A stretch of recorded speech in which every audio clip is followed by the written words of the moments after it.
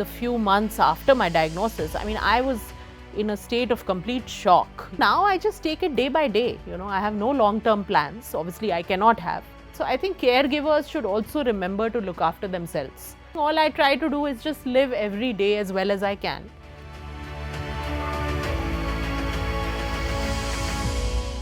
Hello and welcome. You're watching another episode of Shakti Rupen Samsthita, the podcast series on HerZindagi.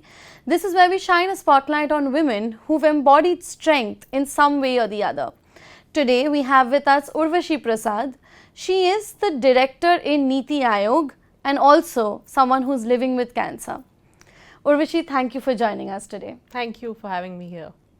Urvashi, so you have a very rare kind of cancer, which even when I tried to look up, I couldn't find comprehensive and it was all too technical for me. So first of all, tell me, what is it that you're living with? So this is a very rare cancer, as you said, which is, it's called ALK-positive, and ALK is it's a gene which is present in all of us, but for some unknown trigger it switches on in some people and it leads to this uncontrolled replication of cells, which we commonly understand as cancer. But also in simpler terms, it is known as non-smokers cancer, because the tendency when you have a cancer originating from the lungs, which is where this one originates, there is a tendency to think that it is just linked to smoking. Yeah. But in this case, this one happens pretty much exclusively in non-smokers. Okay. And also in women have a higher predisposition to this particular type of cancer. Younger women have a higher predisposition as well, because if you look at lung cancer in general, it happens in older people. Yeah. But in this one, the demographic is much younger. Okay. And women of Southeast Asian descent as well are particularly prone. Okay. So unfortunately, I happen to tick a lot of these boxes, and so I do have this condition. But again, as I said, we don't really know the exact reason, why this happens in someone. What is the treatment like for this? Is it the usual route that we know of chemo, radiation and the surgeries in some cases, or is the treatment different for a cancer like this? Yeah, I think, it's very important to understand that, cancer, when we say, is not one disease, it's like 200 different diseaes, there's so many subtypes, and, even within a type of cancer, there's different varieties that, somebody can be suffering from. So, even the treatments are widely varying, right from, like you said, surgery to radiation to chemotherapy to now what we also call targeted therapy, and that is the kind of treatment I am on. Where you take oral tablets every day, so I have to take these every single day, and they specifically target the particular cancer that I have. So that's the treatment I am on. But yeah, like I said, every type and actually every individual, even with the same type of cancer, could be on different types of treatment. Is this a lifelong sort of tablets that you're on, or is there a definite time frame after which it ends? Yeah, so this cancer right now, unfortunately, perhaps because it is such a rare cancer that we have not reached a point where we have any kind of cure for this cancer, and therefore we actually need more research as well for cancers like this.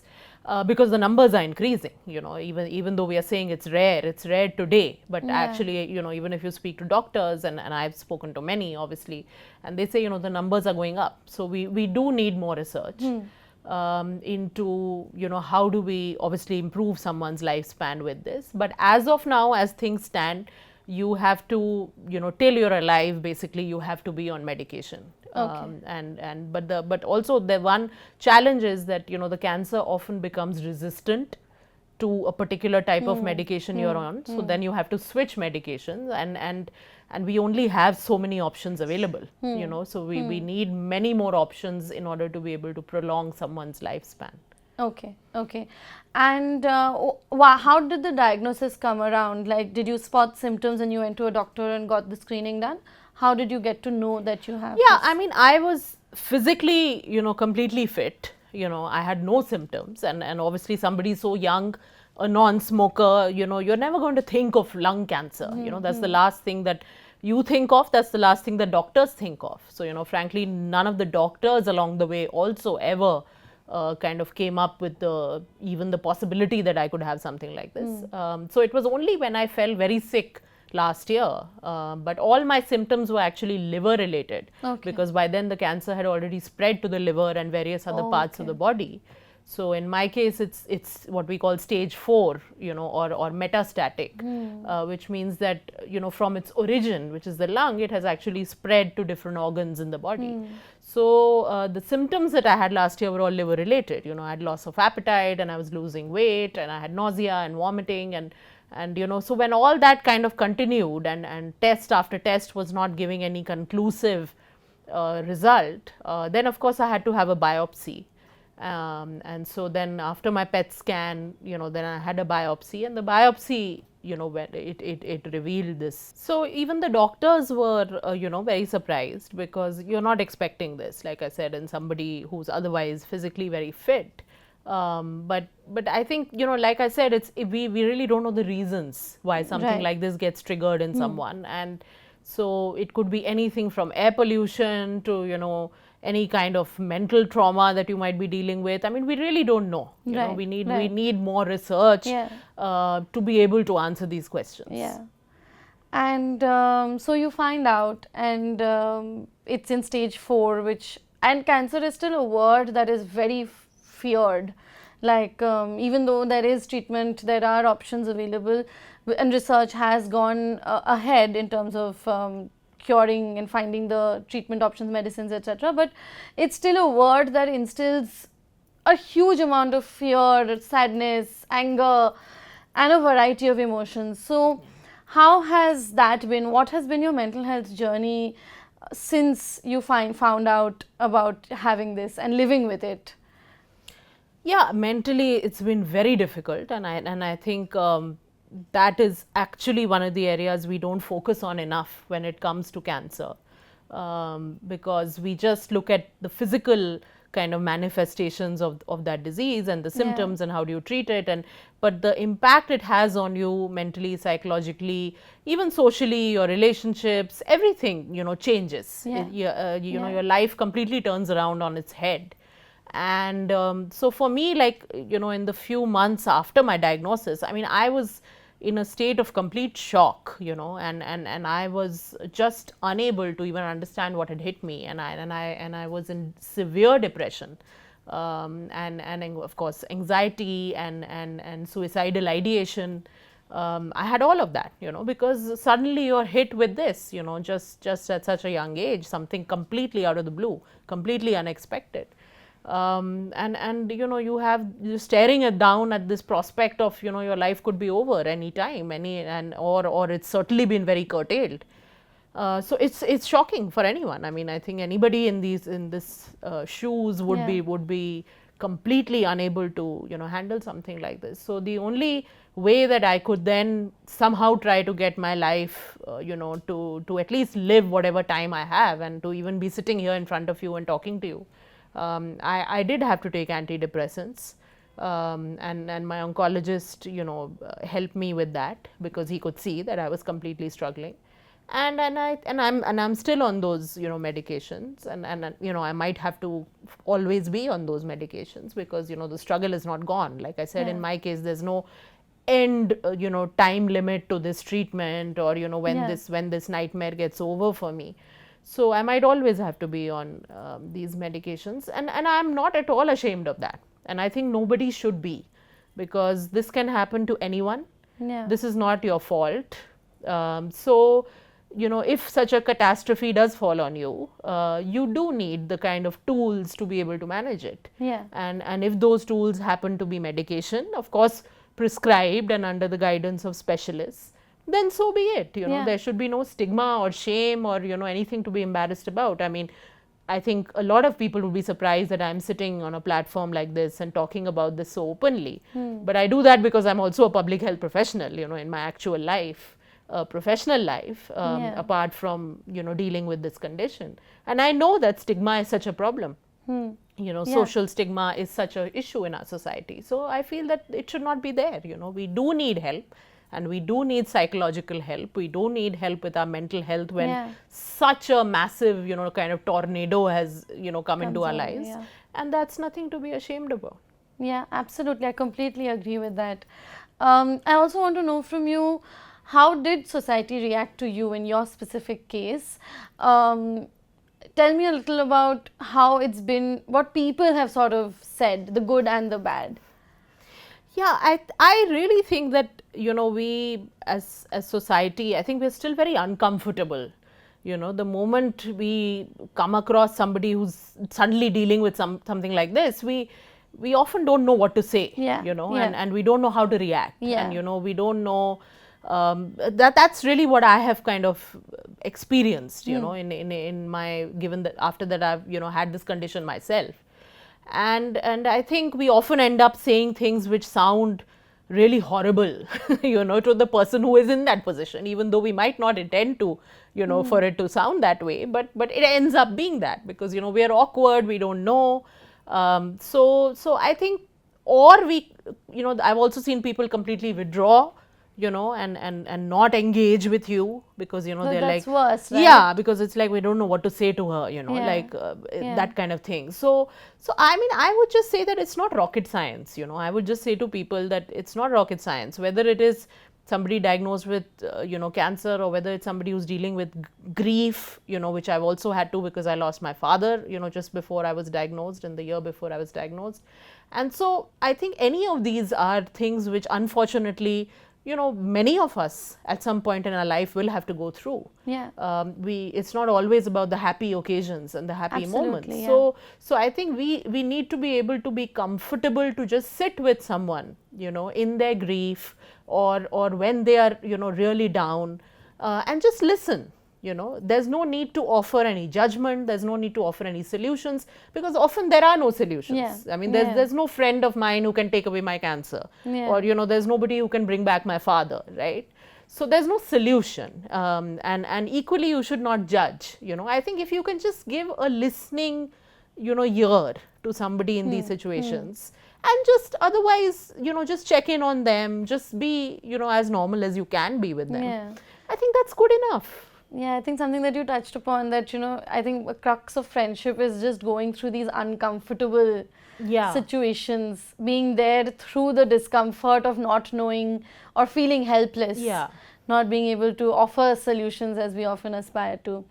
Tell me a little bit about the role of caregivers when it comes to a disease so harsh and so critical, and what advice would you give to people who might be in caregiving positions for people who are dealing with something so tragic in their lives? Yeah, I mean, unfortunately, like in this case, my mother is affected and very involved, and my husband as well.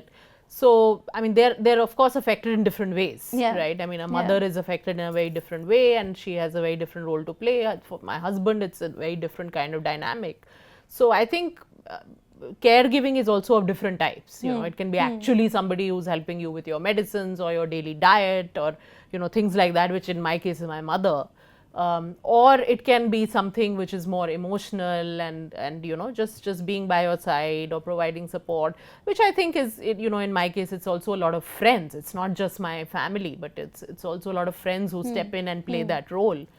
So I think, but like I said, it affects caregivers very differently. Like my husband, it's not that he has to bear any brunt in terms of physical caregiving, but obviously on the emotional, the psychological side, it's a huge thing, right? I mean, if his wife is diagnosed with something like this, I mean, his life completely changes as well. So there's a huge impact on that. And so actually, he's needed a lot of support, on the emotional side, the psychological side, and that's completely natural, So I think caregivers should also remember to look after themselves. It's very important, because I think obviously when you're a caregiver, you're feeling, or your instinct is, I just need to do everything for this person. But I think in that process, and I've been a caregiver to my parents actually before this, because they've had a lot of health issues in the past, and I just somewhere felt that maybe I neglected myself. It's not that that led to this, because like I said, I have no idea what led to this, and nobody does. But I'm just saying that's one thing that I learned as a caregiver myself, that you have to also pay attention to your own health, not just physical but also mental, emotional, all of that. Absolutely. Also, because you have such a rare kind of cancer, I want to know, does it sort of make the difficulty of living with it a notch harder? Because something like a breast cancer or the other very common varieties of cancer, people tend to find communities, help groups, the sort of online groups where they can just share their experiences with people who've gone through the same thing. And of course, hearing from multiple people that, oh, I've dealt with it and you'll get there, might be helpful for people. But for you, I think it's a very solitary sort of journey, because you don't have many people dealing with it in the first place. So does it make it a level harder for you? Yeah, I mean, although interestingly, I would say that ALK specifically is a fairly closely knit community globally. So ALK-positive patients are not just in India but across the world, is a very vocal and a very active community. And actually they do a lot of advocacy that we need more research and we need more funding, and so actually that in that regard I haven't felt it to be that much of an issue. And also I've the way I look at it, I know for a lot of people support groups etc. are useful, but for me, like, I have kept myself consciously out of these things because I want to try and keep at least my daily life as normal, normal quote unquote as possible. So I think constantly having conversations about my condition or hearing about it actually doesn't help me. Right. So I actually, most of the people I engage with are people who have no cancer, they have nothing, they're absolutely normal, healthy people. Because I feel that it just keeps my mind also a little off these things. But if I do want information, which often you need for such a rare disease, you do need information. You don't need to find out, okay, what's the latest research, what is happening in different parts of the world. Then I think this group is pretty active and pretty good. It's an online community. It's on Facebook, and it's global. There's also an India, ALK-positive WhatsApp group. So there's all of that. But I've consciously kept myself a little away because in my daily life, I don't want to every day be constantly hearing about this. Absolutely, that makes a lot of sense. I also want to know, how has your outlook, general outlook, it's a philosophical sort of touch to the question, but has your outlook towards life in general changed when something so life-changing has come your way? And what advice would you sort of give to people in general? Has that view changed? I mean, I think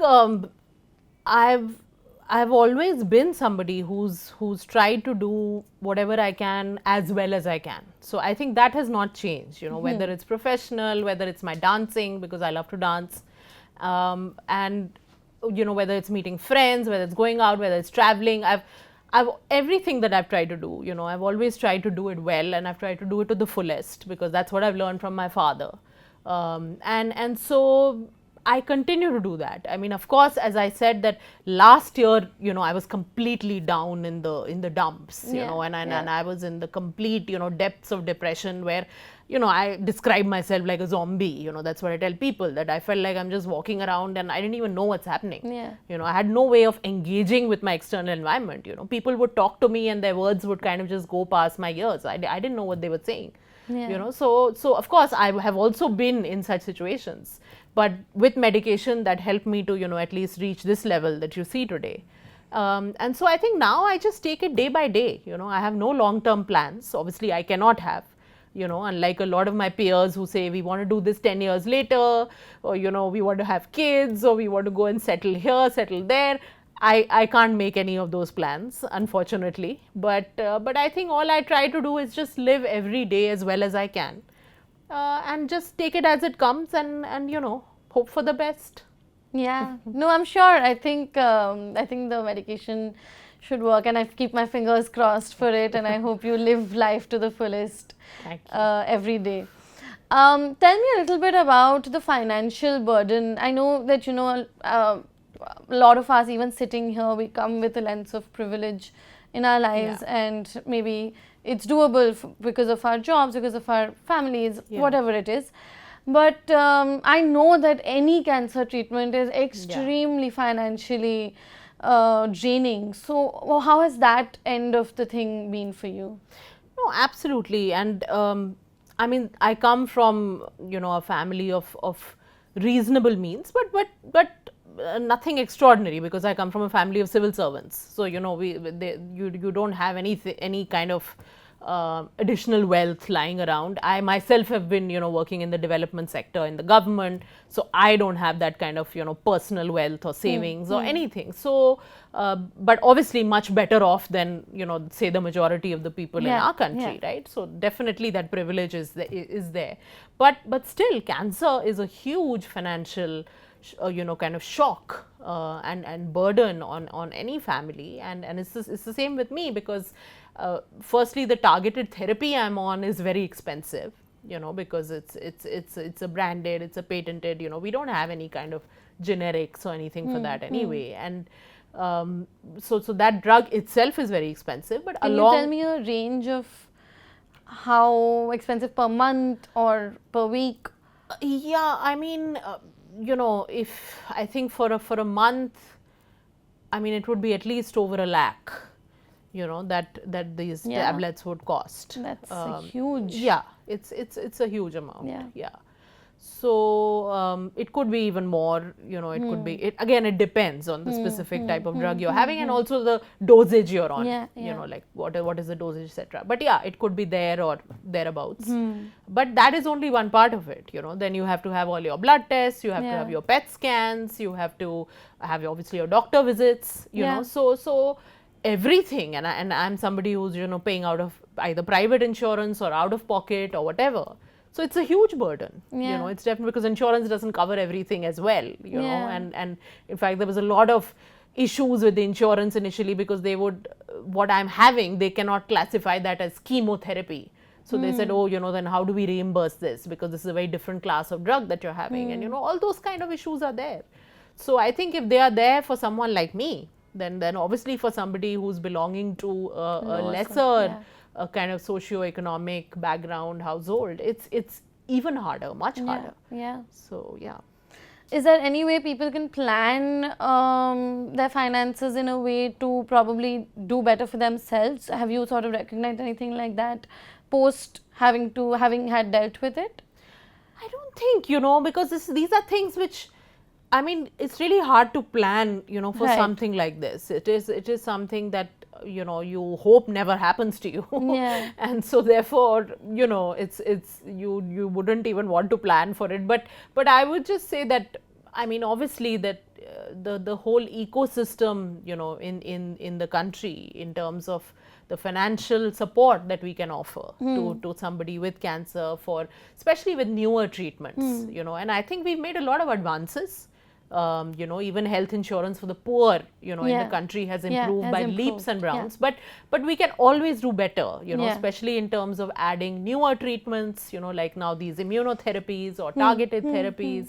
So I think we definitely need to do better and improve on all of that. And I'm sure that will happen, because unfortunately the cancer burden, is really going up. And statistics suggest that every single person has a 50% risk of developing cancer at some point in their life. Which is huge. Which means literally like anyone and everybody is going to get cancer at some point in their life. So when these are the kind of odds, then we really need to, kind of do much better in terms of supporting, and this, I mean, all stakeholders, whether it's government, whether it's private, insurance, whether it's anyone, corporate, social responsibility, any which way in which we can support patients, especially those from lesser privileged backgrounds. Absolutely. I think we need to develop those ecosystems.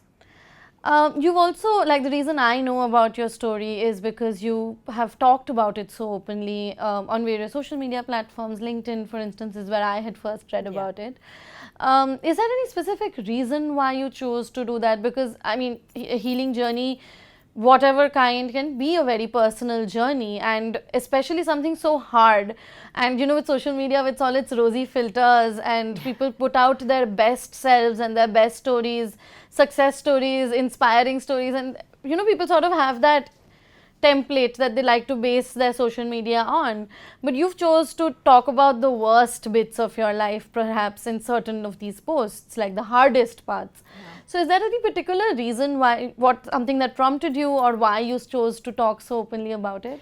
I think precisely, for those reasons that you said. I said, I think, like I said in one of my earlier responses, that a lot of people are uncomfortable talking about these issues, dealing about these issues. So, and a lot of that is because somewhere we have a pressure to always be positive. And I also talk a lot about toxic positivity, in my posts and because you can't always be positive. You can't always be happy and jumping up and down, and all our lives as humans, we have ups and downs. We're going to have bad phases. We're going to, unfortunately, some of us are going to fall sick. Unfortunately, some of us are going to lose people very close to us. So it's not all about those happy, glorious, wonderful moments. Yes, you have a lot of those as well, and that's great. But I think you should be equally open and society should allow you to do that. And therefore, I'm consciously choosing to do it, because I would like to see a society like that, where we don't have to pretend, all the time and just put out our sort of say best self. I mean, in fact, I think that the fact that I'm dealing with something like this and still sitting here talking to you, doing my work, that is actually my best self. Absolutely. And that's the one I want to put forward, because it means that despite the kind of the worst possible challenges, I'm still getting out of bed, and I'm still getting dressed, and I'm still showing up. So I think there's a lot to learn, from when something goes wrong in your life. And so you shouldn't feel embarrassed or ashamed, I feel. And again, like you said, it's very personal. So, I wouldn't judge anyone who says that I don't want to talk about it. That's completely personal, and it's your choice. But I think for me, I really felt that I'm not ashamed of this, and this is not something I've done wrong. In fact, I'm very proud that I am still leading the life I'm leading despite all of this. So I'm going to talk about it, and I'm going to talk about it very openly. So yeah, that was the reason. Anything else you would like to add to this conversation? Any bits of advice for someone who's going through treatment so hard, or any kind of treatment actually that is long term, that is difficult, that is very draining on every aspect, physically, emotionally, financially draining? What would your advice sort of be? Yeah, see, again, like I was saying, that because it's so personal, I generally, I don't advise, anyone, but I certainly do share, what helps me, or, what works for me, and that might or might not work for someone else. And I think this seeking help is something which is really important. And if that means, because I think for a lot of people who are dealing with chronic physical conditions, cancer or anything else, there are a lot of other chronic conditions that people are living with. And it's always, like I said, the emphasis is on the physical part. And we really forget about our mental and emotional and social and, all those kind of aspects. So I would say that let's not be ashamed to reach out for help and support. And if you're on the other side, where you are, dealing with somebody who has a condition like this, then, you must just reach out to them, and even if all you can do is just listen to them, that's a great service, that's the greatest service you can do. So that's what I would say, that reach out for help, don't be ashamed, don't feel you've done anything wrong, because you haven't. This is all part and parcel of life, ups and downs we all have to deal with. So I think that's all I would say, that, let's remove the shame or the fear or the embarrassment or the stigma around these issues. Let's talk about it freely. Let's make it easy for people to reach out for help. Absolutely. Thank you so much for joining us today. It's so inspiring to sit here and talk to you, because you come from that perspective of, okay, this is what it is. Let's deal with it, let's talk about it, and it's refreshing to have someone talk about it, and I'm sure it's going to help a lot of people who are watching this. Thank you so much for being here. Thank you for having me. Thank you so much for watching this episode. If you liked this episode, you can find more of these kind of episodes from the series on our website HerZindagi.com and on our YouTube channel. Don't forget to like, share and subscribe. Thank you for watching again.